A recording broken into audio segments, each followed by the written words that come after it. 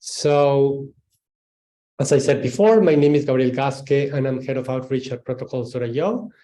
Before we begin, let me tell you a little bit about myself. I have a PhD in neuroscience, and I did a postdoc in neurogenetics. And before joining Protocols.io to promote the practice of open methods, I was an editor in the open access journal PLOS Biology for 9 years. So the focus of this presentation is about the incentives for sharing experimental methods in Protocols.io, or for that matter, in any other outlet or repository. Just some general housekeeping information before we delve into the content of my presentation. As I said before, I am recording this presentation, and I will share it together with the slide deck with all registered participants. We will also have time at the end for questions, but you should feel free to type those questions at any moment in the Q&A or in the chat window of Zoom. And if I spot them, I might stop to answer them, but if I don't, we will get to them at the end of the presentation. And finally, this is not a basic training about Protocols.io. The focus of the presentation is about the mechanisms for getting credit for method development. So if you are interested in some more basic information about the platform, you can check the resources that I have here at the bottom of the slide. We have monthly, regularly scheduled webinars. We also have pre-recorded tutorials, and by following the latest link, you can request a one-to-one demo with one of our specialists. And in this demo, you can ask any question, you can share your screen, they can share their screen, and have a very interactive conversation. But now, with the housekeeping out of the way, we can start with today's agenda, which you should be able to see on the screen. We will talk a little bit about the history of reporting methods and of method development and optimization not getting the recognition as worthy of a standalone publication and not getting the credit that it deserves. But that started to change about 20 years ago, as methods started being recognized as an important modular output of research. And we will also cover the different ways of sharing and getting credit in Protocols.io. So for the first part, let's go a little bit back in history. So the journal Nature Methods was actually started only in 2004. And the excerpt that you see on the screen is from the inaugural editorial, in which the founding editor said that their goal was to create a high-level visible forum for the presentation of novel methods, because major methodological developments take their roots in the cross-fertilization of different disciplines.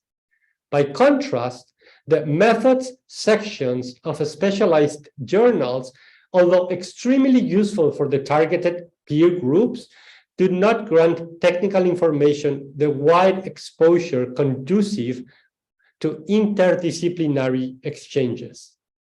And we will touch on this a little bit later on, but behind the scenes, what we learned from the founding editor-in-chief of Nature Methods, Veronique Kiermer, who later became Chief Scientific Officer at the Public Library of Science, is that there was a lot of skepticism, even within Nature Publishing Group, around the launch of Nature Methods, because they said that Nature publishes research and that nobody was going to read just methods, and that this, a methods journal, could dilute Nature's brand. And it would be impossible to fill a journal pages with just methods and so on. However, as we all know, Nature Methods was a huge success, and it continues to be. But it is interesting to think about the skepticism of giving methods independent credit as recently as 2004. Now, if we look more recently, within the last 10 years, there are now a lot of journals focusing and publishing methods and protocols. Some examples are shown in these slides, and I don't think the list is exhaustive. Big publishers like Springer Nature keep expanding their portfolio of methods-centered journals, like Nature Protocols, 2 years later after they launched Nature Methods, and now they also have Protocol Exchange. And Elsevier, another big publisher, they launched Star Protocols and Methods X. And there are some other independent initiatives like Jove, Bioprotocols, and some others. It seems, therefore, that we are now in a place where journals, funders, and many researchers have started to realize it is not just code and data that we should be sharing.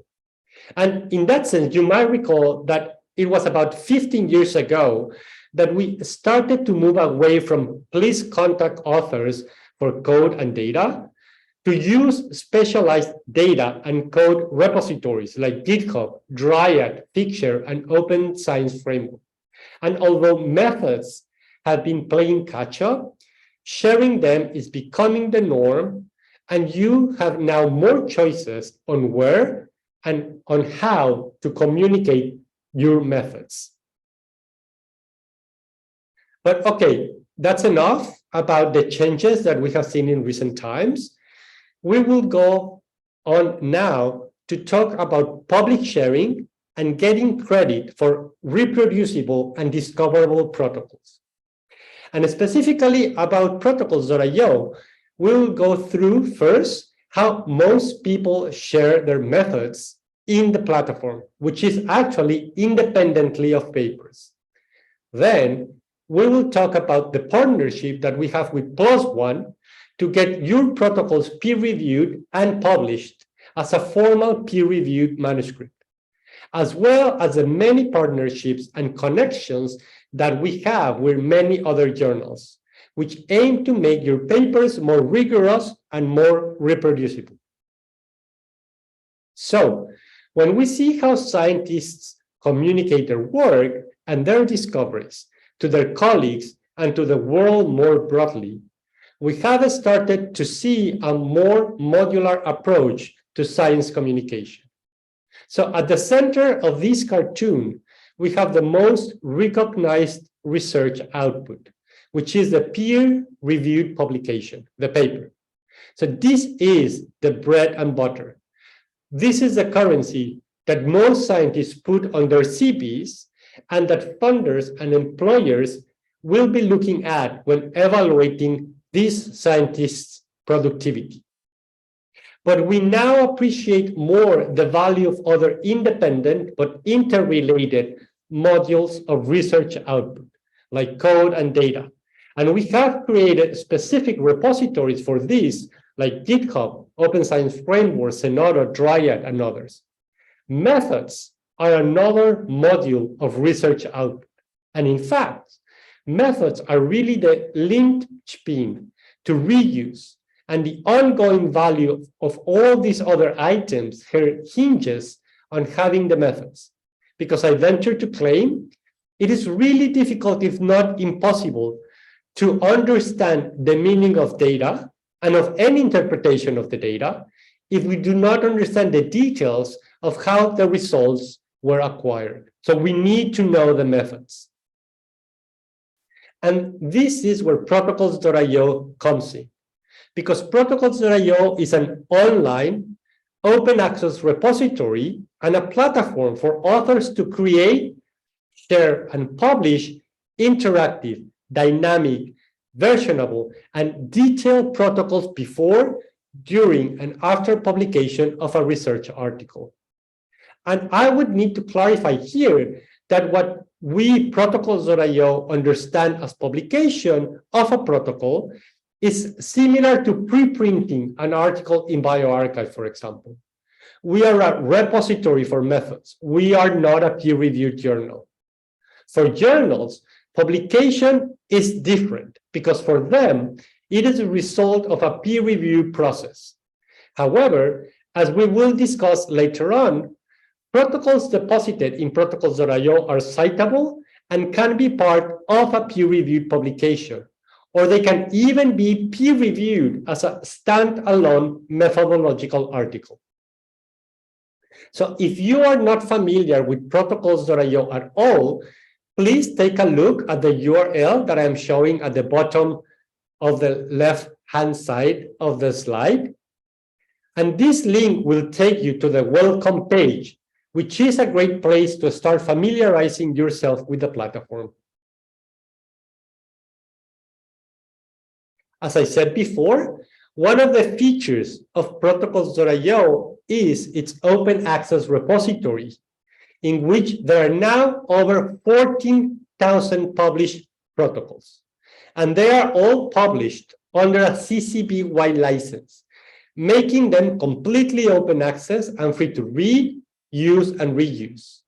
And in this open access platform, it is also free to create an account and to publish an unlimited number of protocols into the open access repository.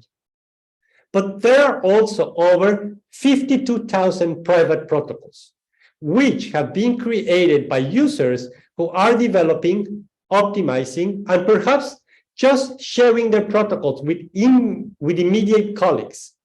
And this is the business model of protocols.io. As we charge institutions for these private collaborative workspaces, and many universities, funders, and other institutions have such licenses. The free accounts have only a limited number of private protocols. So if you make your protocols and you publish them right away, the free accounts can work for everyone. But we charge users to take advantage of unlimited private space. And something that I want to point out is that last year alone, in 2022, more than 2 million people came to the repository to read the public protocols. And most of these protocols are not linked to any specific peer-reviewed article. They're just simply sitting on protocols.io. And we will talk about people's motivations to share independently of a paper. But what I want to point out is that despite this independent sharing, there is a lot of traffic to the protocols, like more than 2 million readers. And about 60% of all traffic to our public protocols comes from Google searches, which means that people are organically finding these protocols. And geographically speaking, when you look at our own analytics, we see that only about 30% of the traffic to our protocols comes from the United States. And the rest is from all over the world, which means that there is a really global reach once you publish the protocols in the platform. And when you come to protocols.io, you can also search directly if you want to look for specific protocols that might be useful for your research. And these protocols can be run directly from the computer or tablet, or you can create your own forks or copies of someone else's published protocol, and you can tweak for a different equipment that your lab has, or for a different cell type. You might save a lot of time and energy, as you will have all the comprehensive details of their approach right there straight away. And we also have collaborative communities that we call workspaces. So if you use protocols.io, you will very likely have your own private workspace, but there are some open for all to join. So you can also look for workspaces that represent communities that might be relevant to your research. And you can join those workspaces if you want to have a faster view of what people are working on in that space, and the ability to interact and engage with those researchers who are also members of the group. So let me show you, let me do run a live quick demo.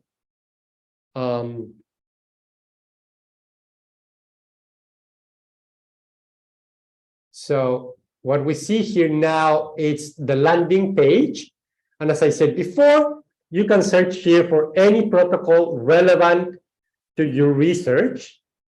And you can find all the public protocols here that have single cells as or single cell as keywords. These protocols, because they are published under a CC BY license, they are free to read, use, and reuse. They have received a DOI, which make them citable. And it's very easy to create your own copies or forks, to add a bookmark, or to run the protocol from the computer or tablet.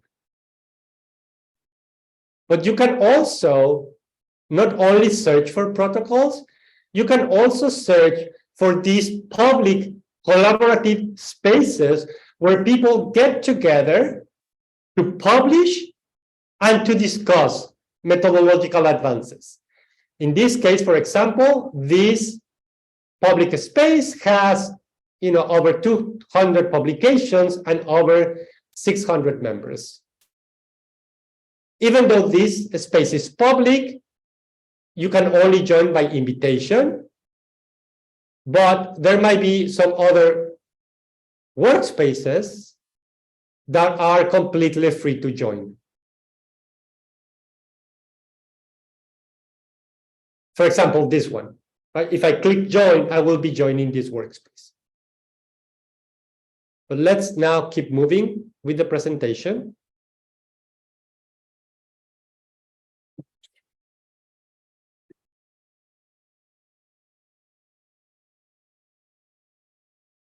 So, and before we continue, let me show you how the protocols created in the platform and published in the open access repository are live, dynamic, and interactive, yet persistent documents that go far beyond a traditional PDF. So to do that, I'm going to open one of the public protocols.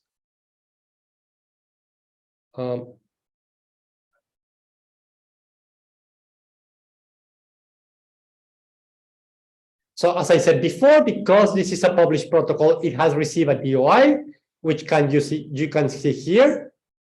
The protocols itself are written in a detailed step-by-step fashion.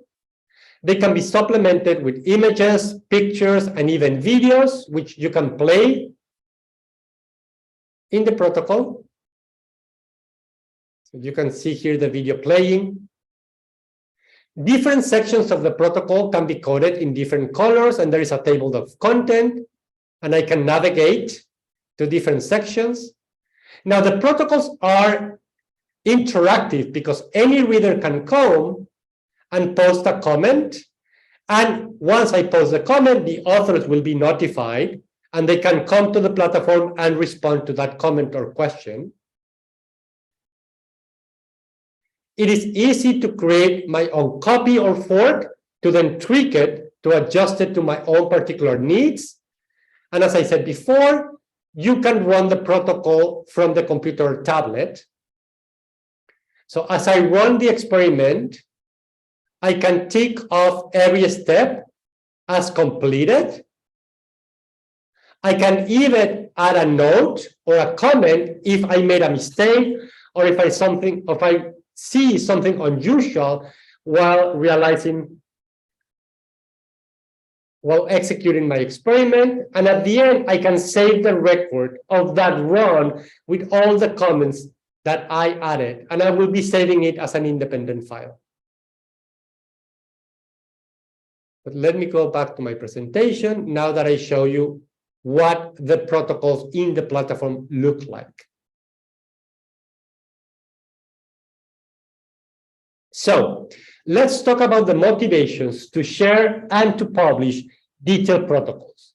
Not necessarily in order of importance, but a first reward for making your methods public is that, going back to the concept of modular communication of research outputs, by using specialized repositories for publishing your methods, you are increasing their discoverability and potential reuse, which should lead to increased credit and recognition.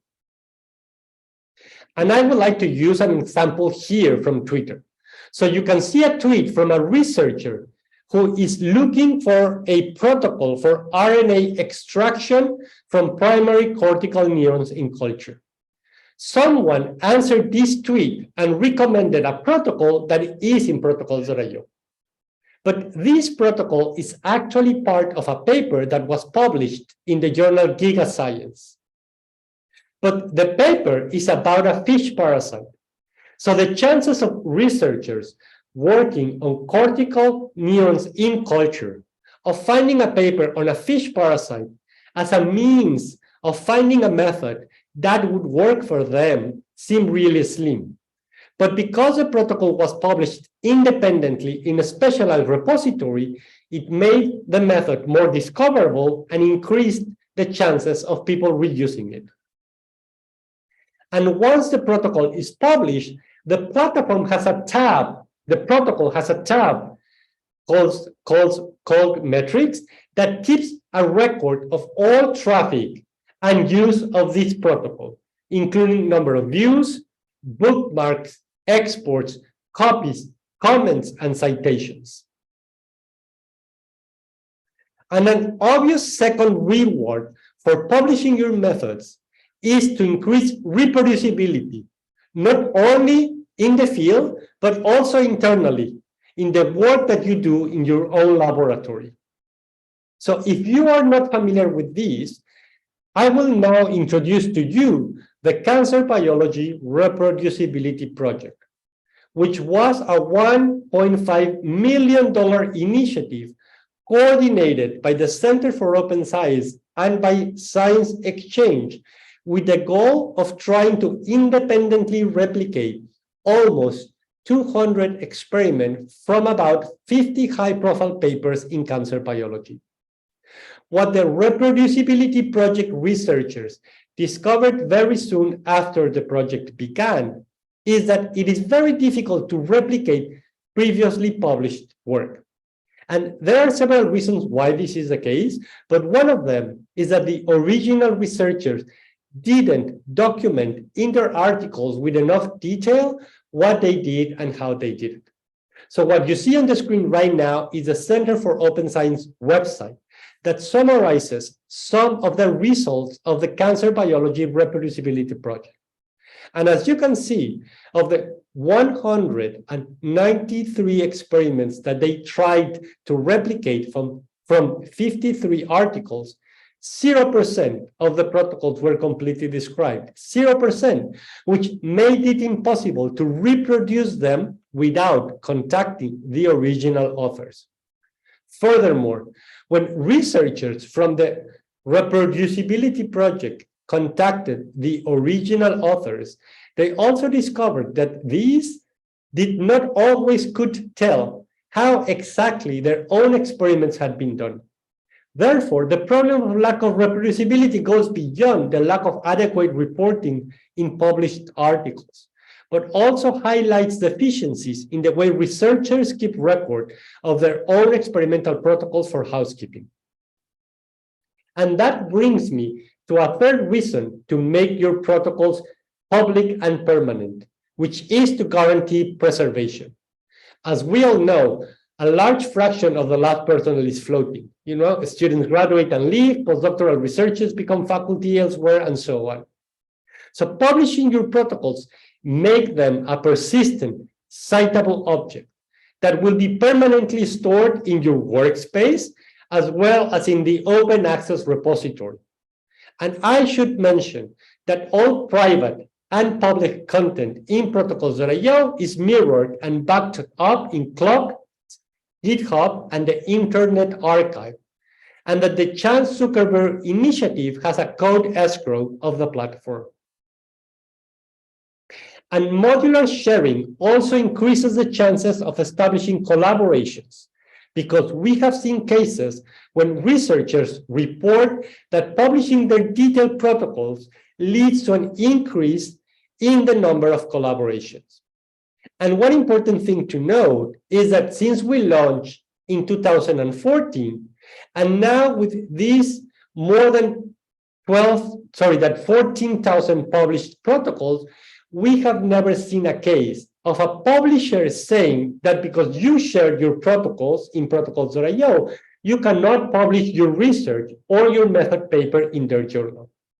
So publishers do not consider publishing in protocols.io prior publication. Just like sharing preprints in bioRxiv is not considered prior publication. So sharing protocols in protocols.io is like preprinting methods.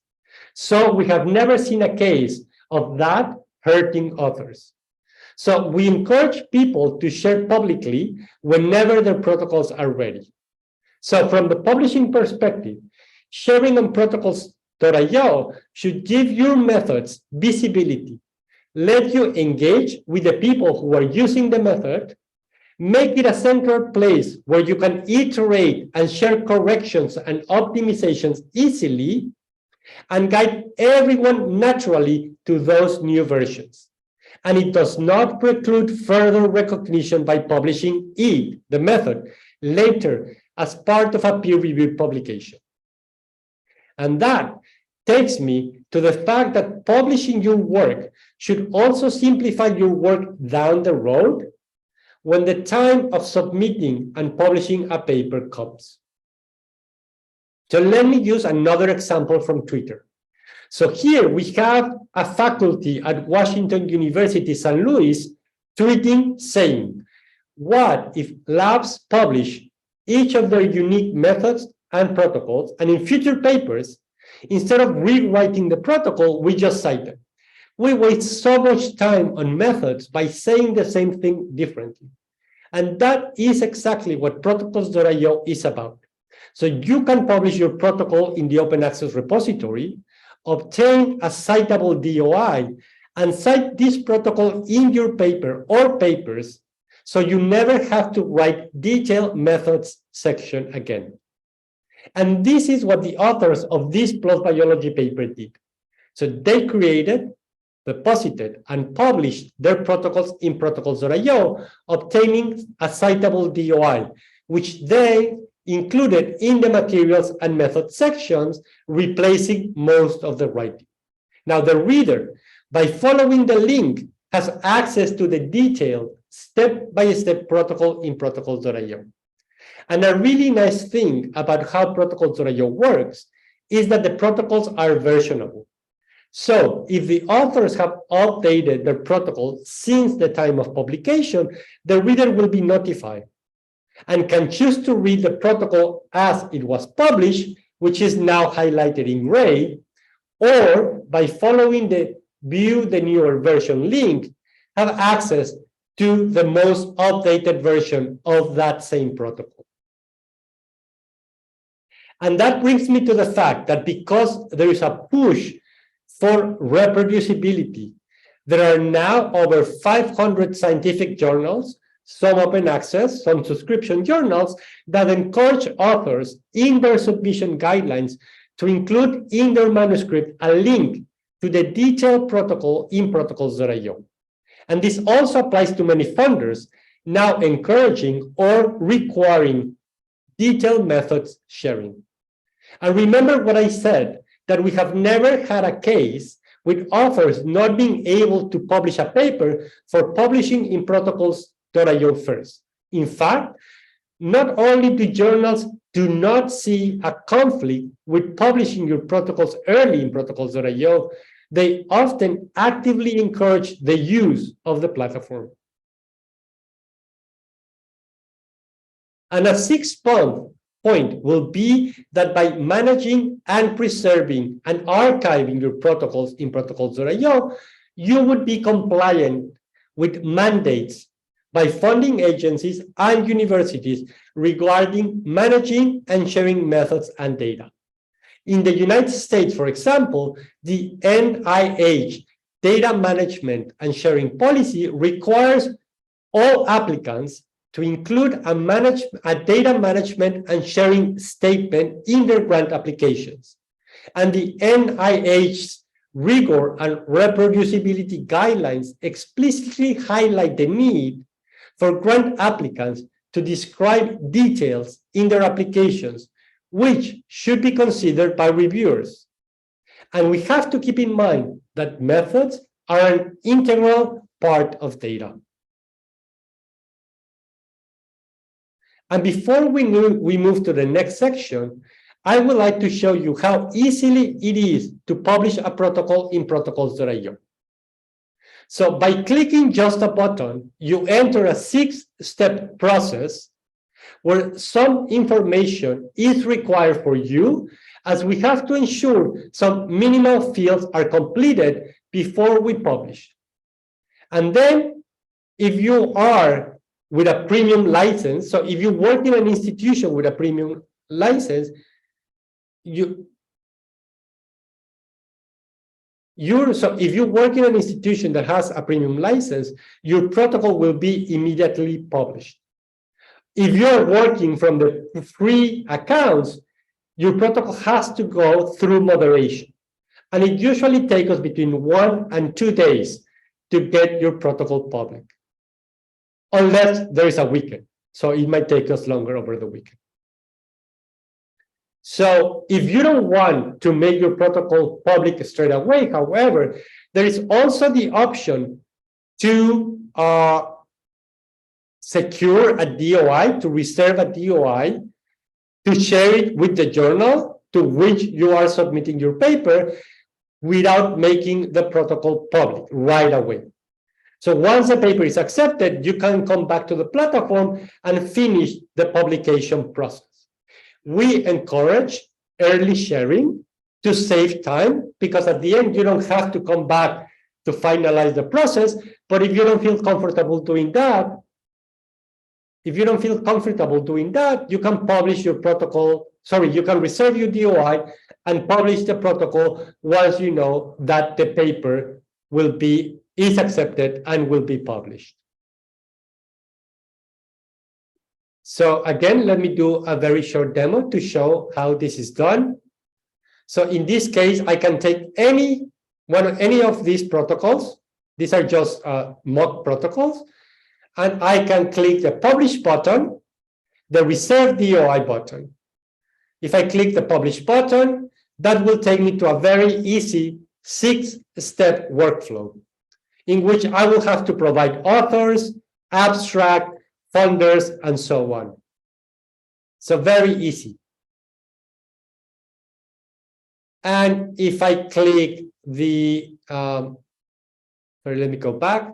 If I click the reserve DOI button, it is the same thing, 4 steps. And at the end, I will get a private link that I can share with the reviewers.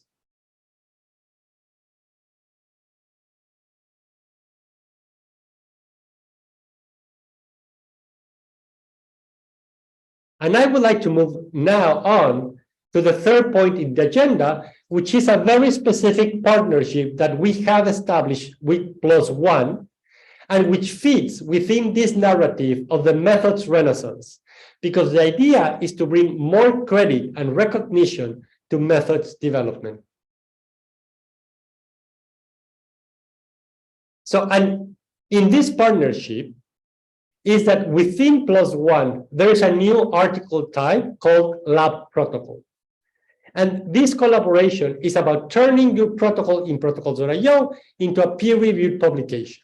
Now, just to clarify, if you are interested into getting your protocols peer-reviewed and published as a protocol article, you do not have to necessarily publish with PLOS ONE. There are several other journals that are specialized in publishing methods, techniques, and protocols. You know your field, you know your audience, and you know the appropriate journal. But PLOS ONE is a pretty broad, welcoming journal. And one of the reasons we are excited about this partnership is that the way they have defined the scope is that they are not expecting new experimental results other than those necessary to validate the protocol. And they are welcoming to new protocols that might be extensions of something that has already been reported.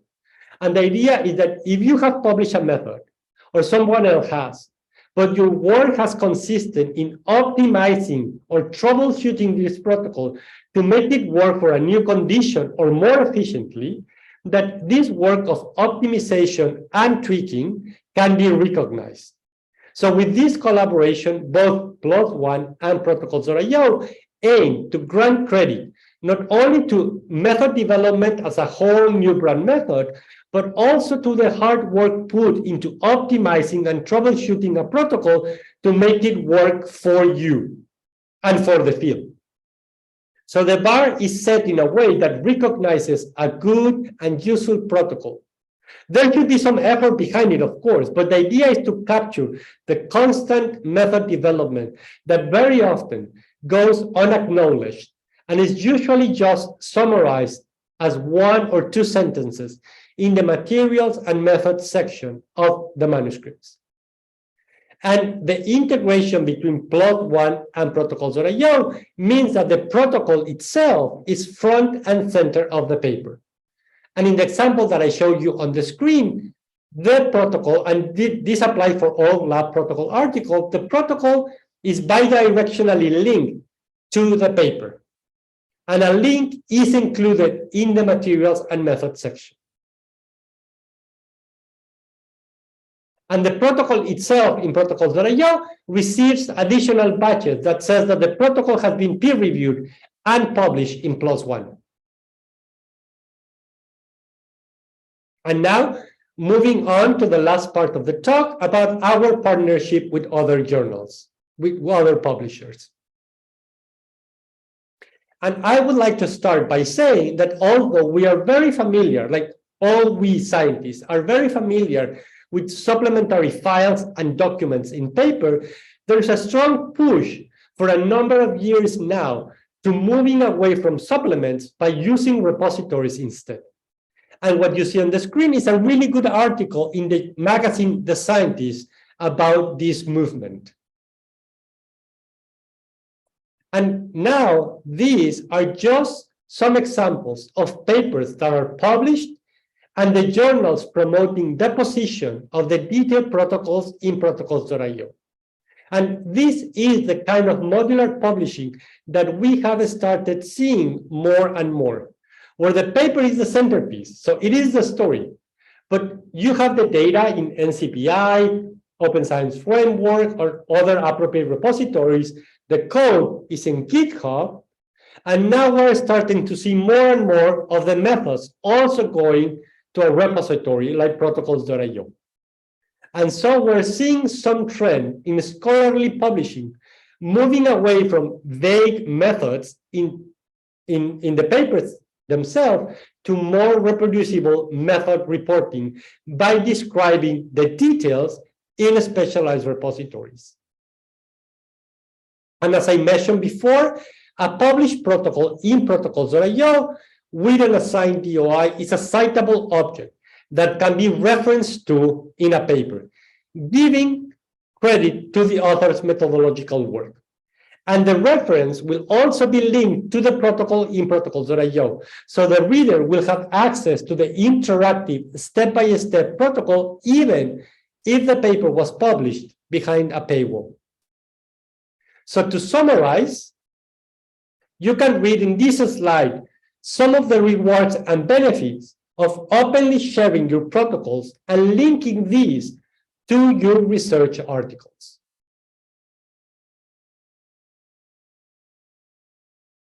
So, and with that, I will be happy to take any questions, which you can type either in the chat or in the Q&A window.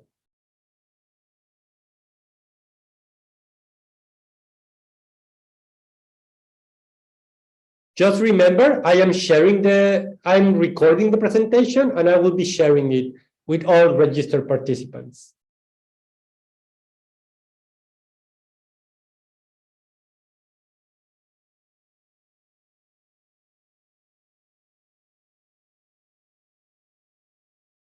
If you don't have any questions now, you can email them to me at my email address that is on the screen, gabriel@protocols.io.